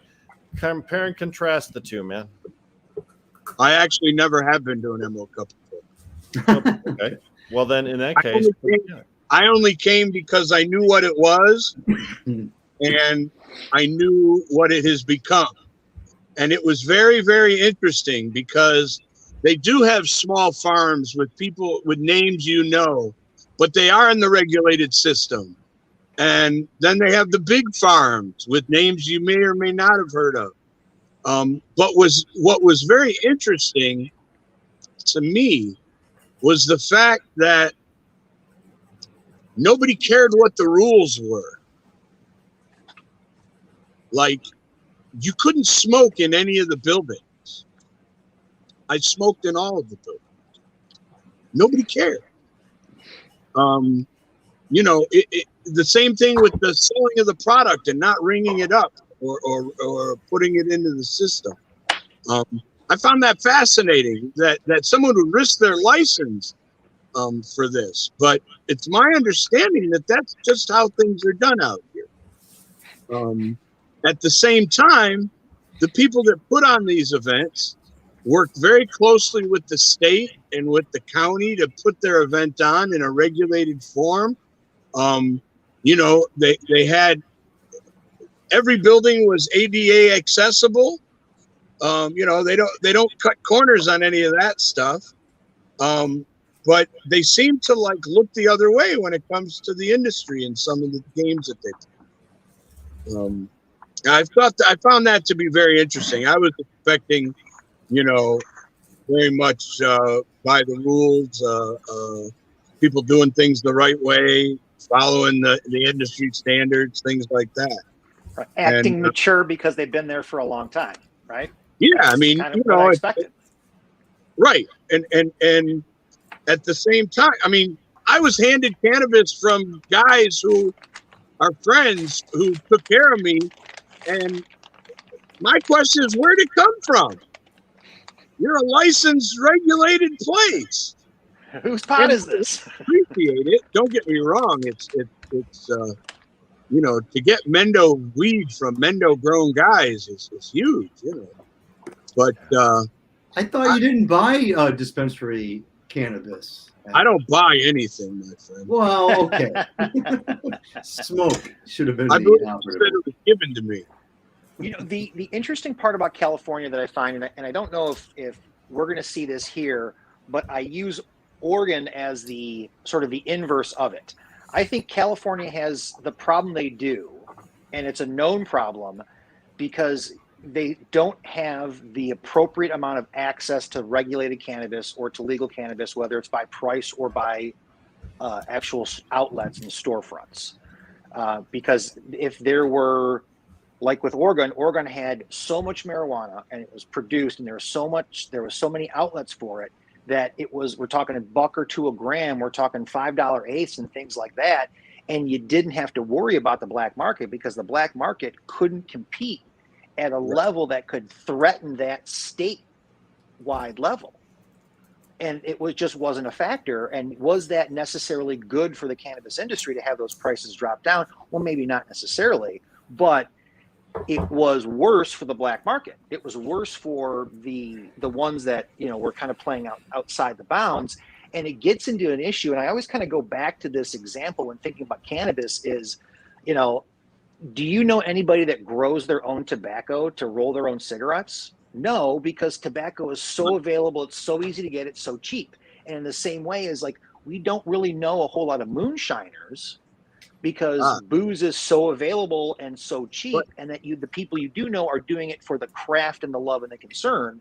So when cannabis gets to a point where the incentive to buy it illegally or grow it because you have to is gone, because all you got to do is go within a half mile of your house and it's there, the black market will suffer as a result of the flourishing of the regulated market. And I don't know if California has accepted that or if it's just frankly impossible because of the lack of real estate.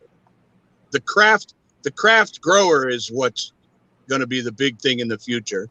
And I do know one guy that grows his own tobacco because he wanted to see if and how and whatnot. That being the case, I was thinking about the moonshiners this morning, actually. And, you know, moonshine was illegal. And then the government realized that there's all these moonshiners that we could bring into the fold if we offer them some sort of licensing.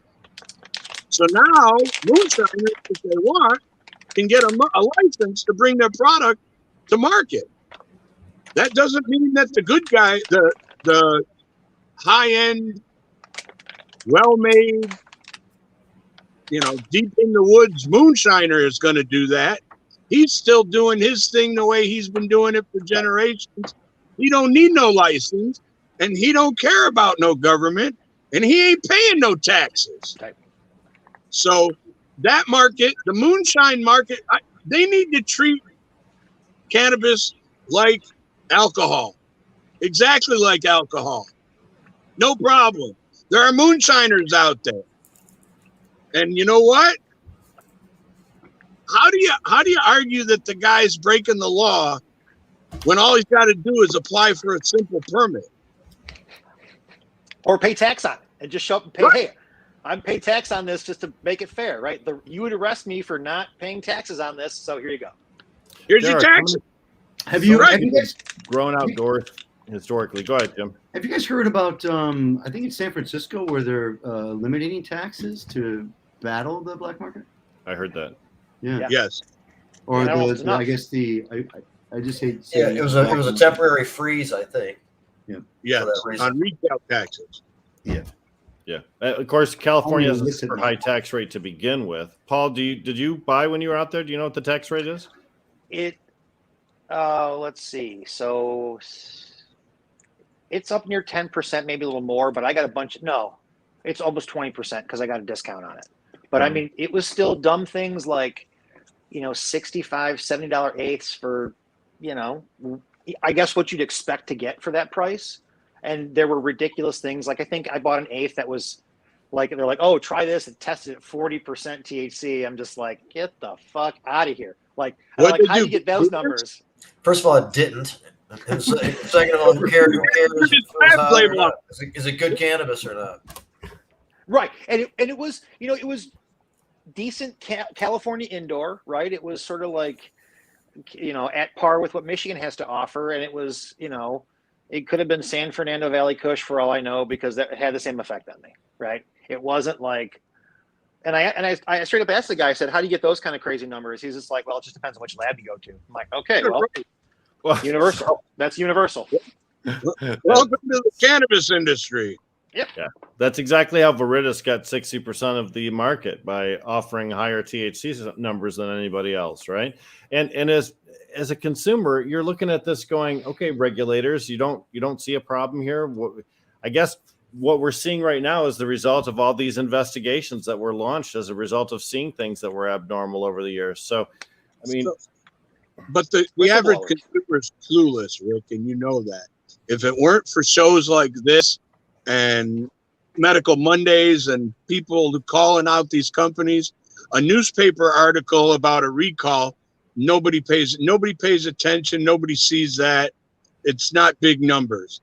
It really took getting information out there for the masses to pay attention. And now the average cannabis consumer doesn't know they don't know, and doesn't care. Yeah. Do you have pot? Yes or no? Nick Thompson writes, oddly enough, this chase for really high THC is misguided. It's marketing.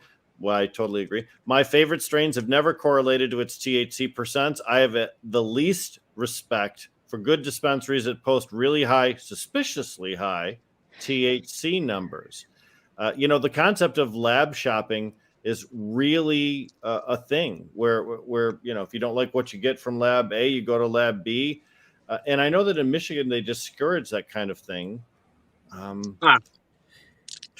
You You know, I mean, So- discourage a lot. The THC percentage in, particularly flower concentrate, and the labels of sativa, indica, hybrid are predictors or qualifiers for how good it is, how quality, how high you're gonna get, anything. So That's what happens when you allow youngsters into the game.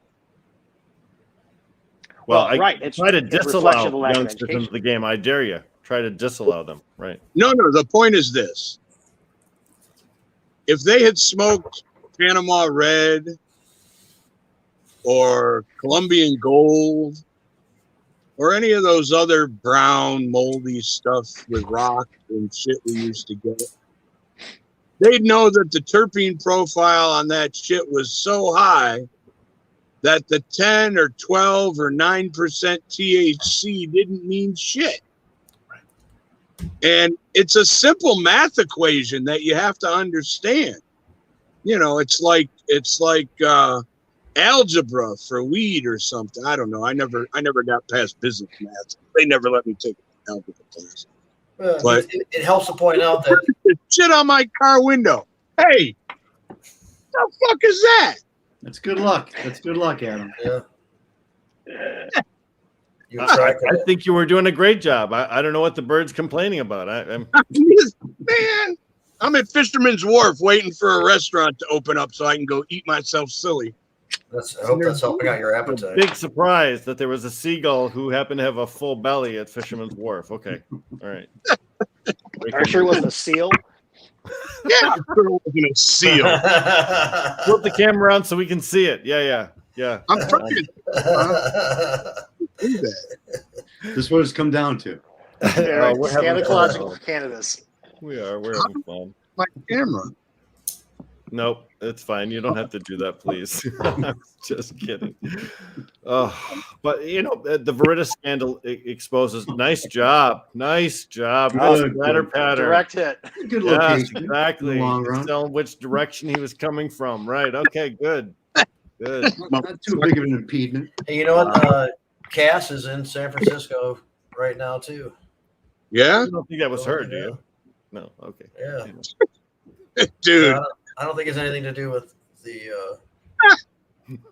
incident. I just there. wondered why you mentioned it when we were talking about. Oh my god. I just realized that I wasn't trying to equate that at all. Out there with COO Brian and probably doing something proactive on behalf of the business, I would assume. So, Right. Many Cass different is a things great- could be done in San Francisco. Go ahead. Sorry.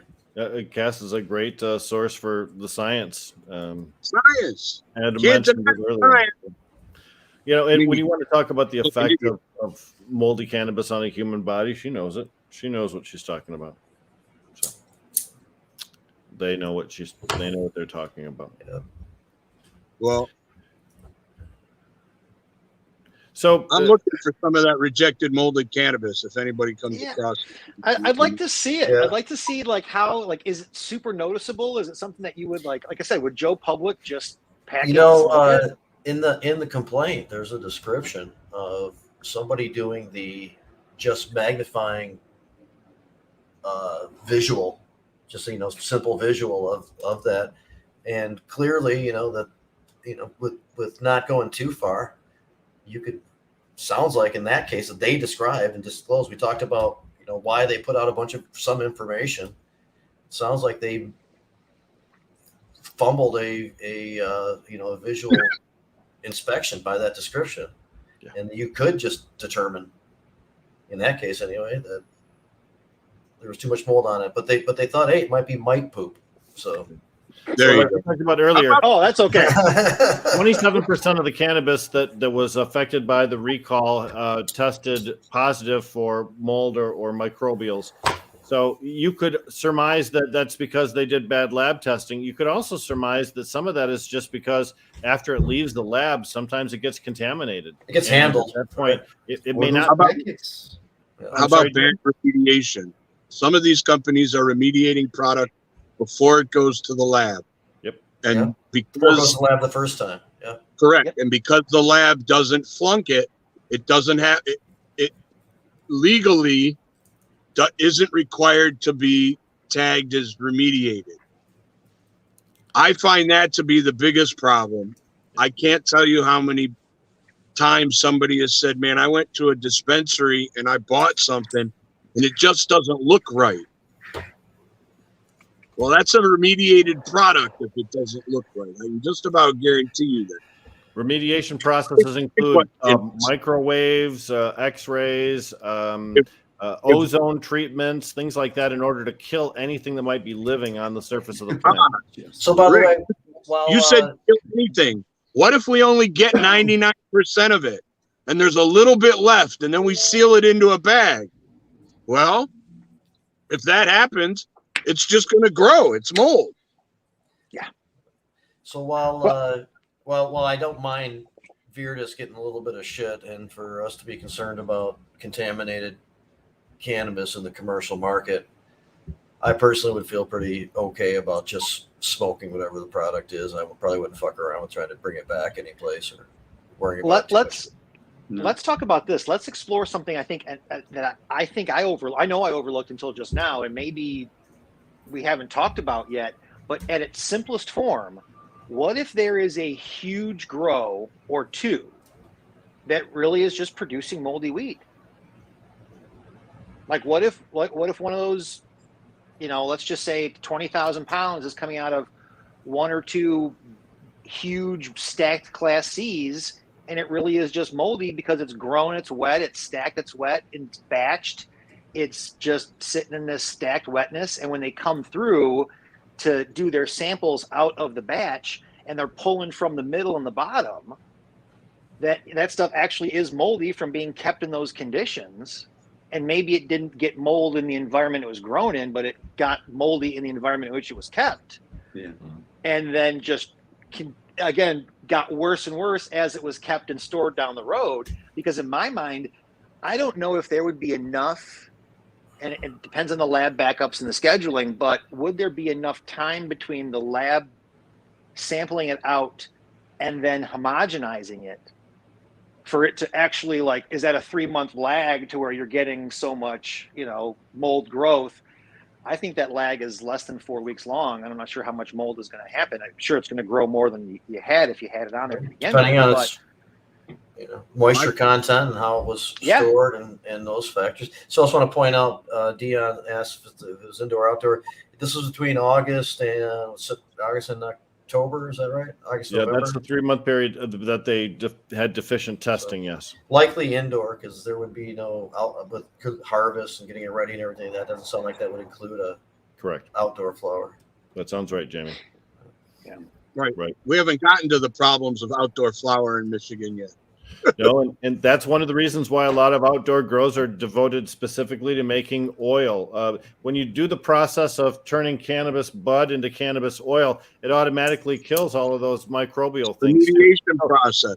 Yep. So if you're looking at having an outdoor grow, knowing that because it was grown under the sun, that all kinds of bugs have crawled on it and stuff's probably living in the sticky hairs, then you're really only destined for that crop to go to one direction, and that's probably not as a big fat nice bud being available to be served up to us at the botanical company. So outdoor grow, I mean, that's what you're referring to, Adam, right? It's a significant issue. Yeah. I mean, the reality is, I think it was Paul that mentioned a big grow putting out moldy weed, right? Mm-hmm. So in Michigan, all you got to do is remediate it once it fails testing, and your product is on the shelf right next to everything else. Yeah. So just for reflection back on this particular case, one of the red flags was cannabis that was failing and then being sent to Viridis Labs with no remediation and then passing consistently. And the next day. Next day. Exactly right. Very quickly. Right. Yeah, that's what the court document said. Crazy. Right. And it got unmoldy all of a sudden. Oh, we just got really lucky with it again. Most of the metric tags tell you when the crop was cropped and when it was sent for testing. And sometimes there's a month difference, a time lag in that. And then a month until it was packaged. And you can read all that on a metric label. Yeah. If you have a microscope, they're pretty small, as we illustrated earlier. Hey, so I want to do briefly, especially since Paul's still around, talk about the Thetford Township ordinance, because we talked about it on Medical Mondays last night. And Eric Gunnels, a longtime community member, participant, activist, who came a local elected official by by way of his activism in cannabis, has written this and did so based on a few factors, one of which trying to solve the issue that keeps coming up on a statewide level, even though we've been talking about these MCMA bills, these anti-caregiver bills, and in a lot of local scenarios. And this concern, whether real or not, I think it's kind of a phantom concern or just gets overblown, of people are coming into the town and they're buying up a house and they're turning it into an illegal operation. They're taking out the bathrooms and everything, and nobody even lives there, and nobody's describing a crime, but you're hearing about all this other stuff. And I was telling him, like, if somebody's got a good reason or some evidence or something that crimes are being committed, then the processes are already in place to pursue. If they don't, then why fuck with them? Or why continue to go down a road of trying to make it easier to look into somebody's business when we don't know for sure if they are breaking the law? And he said that because it's up against a lot more restrictive concepts that people are coming up with and introducing, and it would help make it easier than that.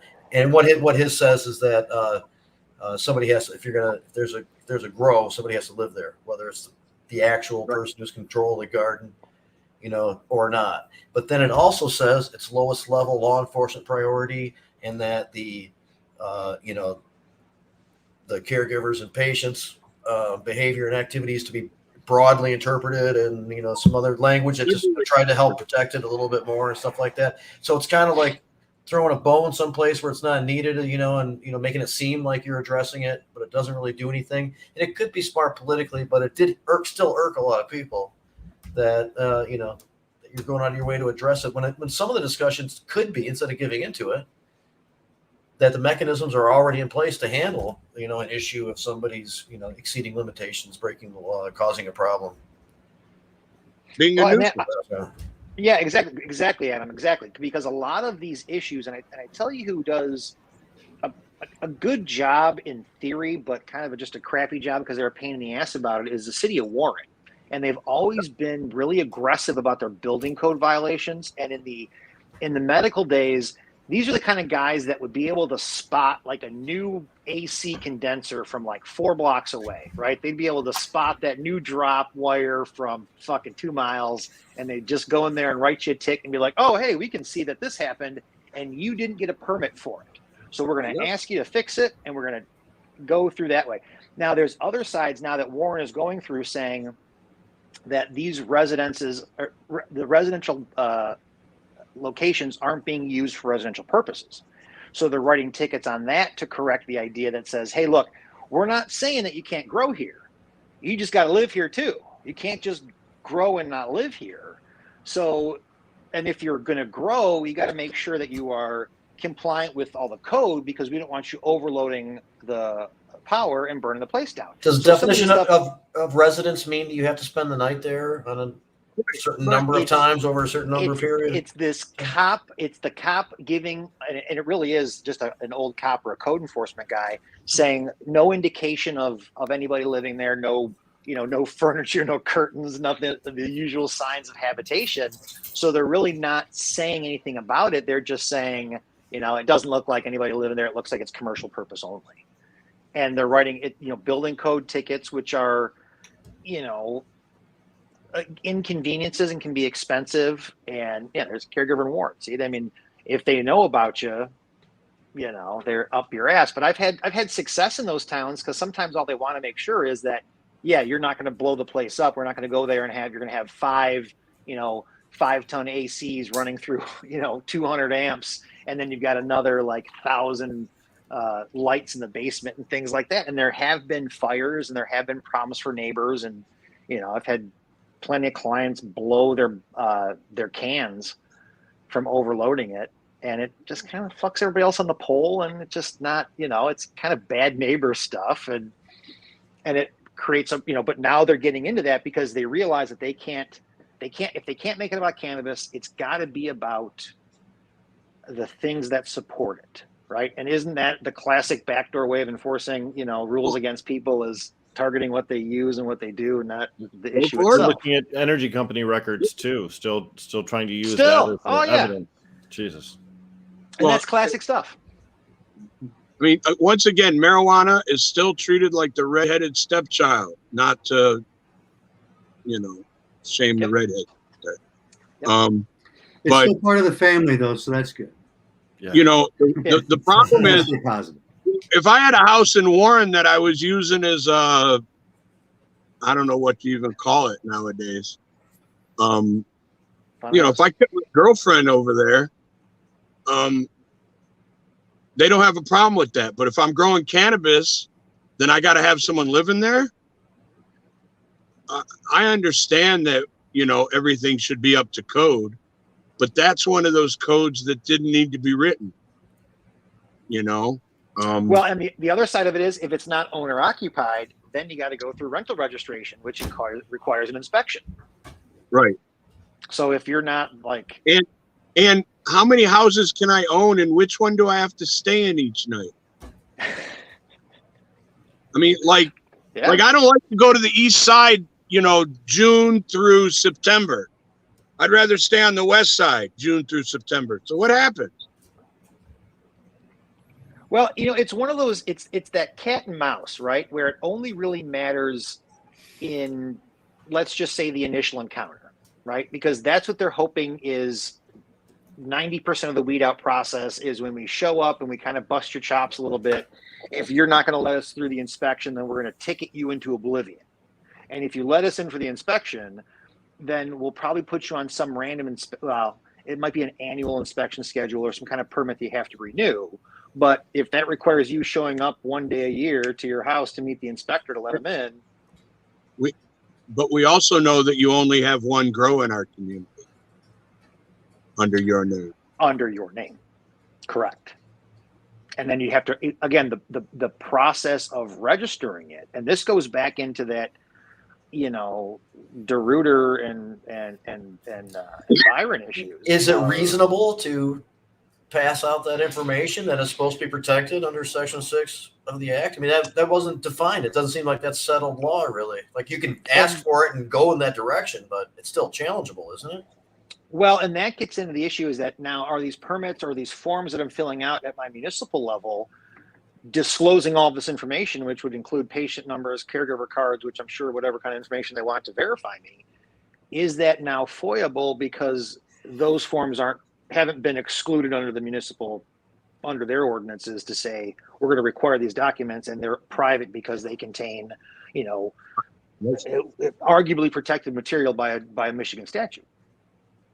They should, and if not, they might have problems, but they might get around it by saying, this is a willful disclosure, and your consent in filling out these forms and your, willingness to participate in this program is your waiver to any claim.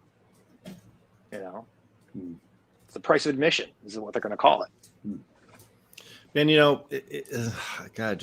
there's always a penalty. There's always a price. There's always something that you have to do that's just a little wonky that probably should be easier than it is. There's always some smart ass dickhead in City Hall, and that's really what it comes down to. And I'd like to point out who that might be in Warren. It ain't one person, Adam. It ain't one person. No, I know it's not, but Warren's a unique place because Warren has a chief of police who came from the West Side, who came from Farmington Hills, and things are handled very differently in places like Farmington Hills than they were, say, Warren or the East Side or City of Detroit, older communities. And it was through those local ordinances and those inspection type of things that created those Northwest suburbs and kept them a little different than maybe the East Side.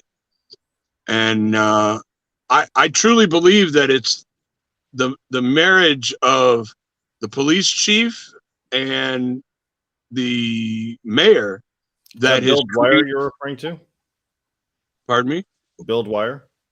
Yeah, Bill Dwyer. And I happen to know Bill Dwyer. He's a great guy, but he's a cop. He's a cop's cop. And he really much respects his local ordinance because that's the only thing he has to write a ticket on sometimes. And very long time ago, Bill Dwyer, Senator, I can't remember who else, Senator Jones and some other crazy person debated Michael Camoran, Neil Rockind, and myself on an episode of a town hall that Charlie Langdon moderated. Bill Dwyer was a difficult person to work with. He's a difficult person, period. He's a cop. I was in studio for that. Who were the other guys on Dwyer's side? I'm sure it was it was Chuck Shamka from Semchina, exactly correct, from Royal Oak. Paul remember. Yeah, he was a douchebag. Yep, and someone else. I think he's the guy. I think he might be one of the guys that caused trouble for me when I went in front of Royal Oak City Council and pointed out to them that more people voted to pass marijuana legalization than voted for all of the elected officials in the city. That's a for sure, because I was there, and I know Chuck. Whatever. Yep. Some guy from Farmington, some guy from Royal Oak, some other dude. Yeah. They didn't know what the fuck they were talking about. Nope, it was still by right out in front of the city hall and police department any day. Fuck those people. Hey, so I also wanted to bring up we just celebrated or just reflected upon the 50th anniversary of the Freedom Rally for John Sinclair at Chrysler, which preceded him getting released from prison which would have been 50 years ago yesterday, I might add. Yeah. Actually walking out of jail. Right. Go ahead, Adam.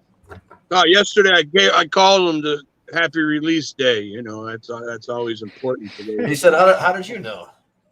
Right. Those of us that walk through the gates. But, 50 years, I guarantee you, I've talked to him about it. We've had plenty of conversations. He never expected to be where he's at today. 50 years ago, he had no clue that he was going to make the change that was made. And without him, we wouldn't be where we are today. He kicked off this movement that persists today in earnest, half a century ago. I mean, his incarceration inspired John Lennon and Yoko Ono not just to participate, but to travel all the way over. And then they suffered some consequences because of that. And John talks about that too, where they were going to go on a tour or something. Threatened his immigration status because of him speaking on John's behalf at the thing. And that effectively shut him up. One episode of Jazz Cabbage Cafe, John Sinclair talked about going to New York City and actually smoking pot with John Lennon. And there's a song written by Lennon called John Sinclair. Yeah, what's the name? John Lennon wrote 3 songs about living human beings. One was his mother. One is Eleanor Rigby, and the third is John Sinclair. Mm-hmm. Yep. So what a fantastic life. I mean, talk about looking back 50 years ago and where would I think I was here? I'm pretty sure none of us would have expected to have the kind of life that John's had. And we didn't even talk at all about any of the successful career as a DJ in New Orleans, talking about jazz and his whole following that he had. Adam says sometimes you couldn't walk down the street in New Orleans for 5 minutes without someone stopping to shake his hand. Yeah, so, I lived with Sinclair for about 4 weeks in New Orleans. And just being out in public with him was an adventure. Everywhere we went, somebody knew who he was. They heard his voice. They knew who he was. Mm-hmm. And that's the other thing, is that people didn't know what he looked like. They knew his voice because he was on the radio. And you'd be sitting in a restaurant and someone would walk up to you, are you John Sinclair? It's distinctive. I heard your voice. Are you buying your meal? I think it's interesting is the portrayal of, or the cultural portrayal of John Sinclair when I was growing up is that he was always associated with the MC5 and the Grandy Ballroom and Yep.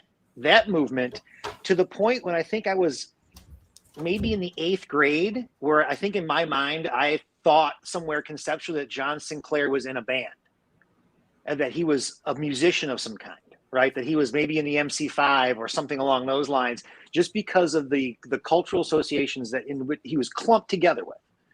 And I always think of how funny that is, Well, because he's got the Blues Scholars, right? Kind of does have a. Well, but the funny thing about his management of the MC5 is that it was actually short-lived. Once the MC5 hit, they fired him because he was too radical, and the record labels didn't like that. And if you want to keep going, you got to get rid of that guy. Well, I mean, Kick Out the Jam, motherfucker, was removed from the record store. They didn't like the language. You have to understand, not this was radio friendly. This was a different era where they cared the language that you used. He was a long hair. Mm-hmm. They couldn't go places. They had long hair. They wouldn't let him in the door. So this was this cultural revolution that he was a part of. And it was much greater. The MC5 was just the house band. They were the fellas, He had a whole cultural movement going on with the Rainbow People's Party and the White Panther Party. I mean, it was a cultural revolution that was going on. So, fallout from all of that gets us where we are today. The interesting thing, and I'm going to toot my own horn here. That was funny. Here's the deal. I hope you use 25 years ago, I called John Sinclair up and I said, "Hey, you're John Sinclair. Why don't you come to Hash Bash?" He said, "I ain't never been to Hash Bash. I'm not into the weed game anymore. I'm a DJ down in New Orleans." I said, "Yeah, but you're a cultural hero of ours, man. You got to come to this event." And I brought John back into the marijuana fold. He wasn't active as an activist. He had walked away from marijuana activism. He had started a whole new life, and he was happy doing what he was doing. And it was through his poetry and his adventures with the Blues Scholars that not only did it get him back out in the public, but people were able to embrace him for what was then the fuel, food, fiber, and medicine movement that we all know today. But for 20 years, John had nothing to do with the weed game other than smoking copious amounts. So, I take a little bit of credit for bringing him in. That's appreciated, man. I appreciate it. And to be honest, I just wanted to hang out with people that were my cultural heroes, and I knew if I invited him, he'd show up. Right on. And he did. And we became business partners, and the rest is history. Hey, so anything else to add before we wrap it up, Adam? No, man, I got a bunch of oysters waiting for me in the restaurant behind me. You might want to get some fresh ones. You've been here a long time. You eat them alive. They're living. I do eat a lot of oysters. They die when you eat them. I'm gonna have a couple dozen oysters right now. Okay. Jim, you got anything? I don't. I did. Someone asked. I think Brian was asking what I was smoking earlier, and it was an orange daiquiri from Redemption. Nice. Yeah. I haven't tried that one yet. Awesome. Oh, it's delicious. Hopefully we'll soon. Smooth. Paul, anything to leave us with? I'm going to encourage people who tell your family and tell your friends, just fucking give them like a 10 milligram edible, like before Christmas, and just give cannabis as gifts this year. Get everybody fucking happy. Just kind of, I hate to say force it upon them, but just don't take. Do we tell them we're giving them that edible, Paul, or just kind of put the plate out and not say nothing? Oh, legal answer is you got to warn them. All right, that's why Well, I if you asked got you. that- I'd be You got some bummed out if dickhead I got. families. How fun yeah, is your family? I guess that's the That's right. question. Yeah. Or how much do you hate them? Y'all know damn well never to pick up anything at my house, right? Yeah. I'm sure that applies on many levels. Tell by who ate the cheesecake, who's taking a nap sometime pretty soon. Hey, there you go. I got bit by the cheesecake. Or who's licking the walls? Yeah. Hey, Rick, you want to wrap us up?